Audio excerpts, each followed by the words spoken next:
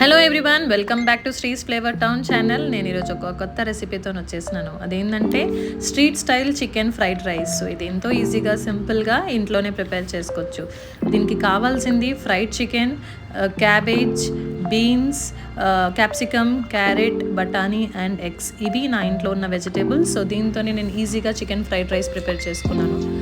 Procedure వచ్చేసి as యూజువల్గా ఒక కడాయిలో ఆయిల్ వేసి ఎగ్స్ని తీసుకొని దాన్ని బీట్ చేసి దాంట్లో కారం, ఉప్పు అండ్ జింజర్ గార్లిక్ పేస్ట్ వేసుకొని ఇలా ఎగ్స్ ఫ్రై చేసుకోవాలి. ఎగ్స్ ఫ్రై అయ్యాక దాన్ని చిన్న చిన్న ముక్కలుగా మళ్ళీ బీట్ చేసుకోవాలి. తర్వాత మనం వెజిటేబుల్స్ అన్నీ దీంట్లో వేసి ఫ్రై చేసుకోవాలి. ఫస్ట్ వచ్చేసి క్యాబేజ్ వేసుకున్నాను, తర్వాత క్యారెట్, తర్వాత బఠానీ అండ్ బీన్స్, క్యాప్సికమ్ కూడా వేసుకొని ఈ వెజిటేబుల్స్ అన్నీ ఎగ్స్తో పాటు ఫ్రై చేసుకున్నాను. సో ఇది ఫ్రై అవ్వడానికి కొంచెం టైం పడుతుంది. ఒక 5 minutes లో ఫ్లేమ్లో ఫ్రై చేసుకోవాలి, మాడిపోకుండా చూసుకోవాలి.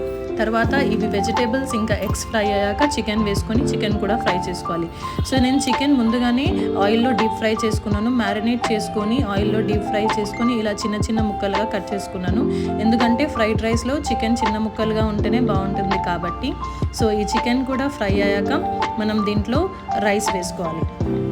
రైస్ వేసుకొని రైస్లో మనం ఇంగ్రీడియంట్స్ వేసుకోవాలి. సో ఫస్ట్ వచ్చేసి కారం వేసుకున్నాను, తర్వాత సాల్ట్, తర్వాత noodles masala and 3 types of sauces వేసుకున్నాను. ఫస్ట్ వచ్చేసి సోయా సాస్ మనం కొంచెమే వేసుకోవాలి, ఎందుకంటే సోయా సాస్ వల్ల ఫ్రైడ్ రైస్ కలర్ చేంజ్ అవుతుంది. సో ఇది కొంచెమే లిమిటెడ్గా వేసుకోవాలి. తర్వాత red chilli sauce and green chilli sauce కూడా వేసుకున్నాను. ఇవన్నీ వేసుకున్నాక మసాలాస్ అండ్ ఫ్రై చేసుకున్న ఎగ్స్, వెజిటేబుల్స్, చికెన్, రైస్ ఇంకా ఇప్పుడు వేసుకున్న అన్ని మసాలాస్ అన్నీ మిక్స్ అయ్యేలాగా బాగా ఫ్రై చేసుకోవాలి. చేసుకున్న తర్వాత ఇది 2 to 3 minutes లో ఫ్లేమ్లో ఫ్రై చేసుకుంటే రెడీ అయిపోతుంది. లాస్ట్లో కొత్తిమీరతో గార్నిష్ చేసుకొని హాట్గా సర్వ్ చేసుకోవాలి. ఈ రెసిపీ మీరు కూడా ట్రై చేసి వీడియో నచ్చితే లైక్ అండ్ సబ్స్క్రైబ్ చేసుకోండి.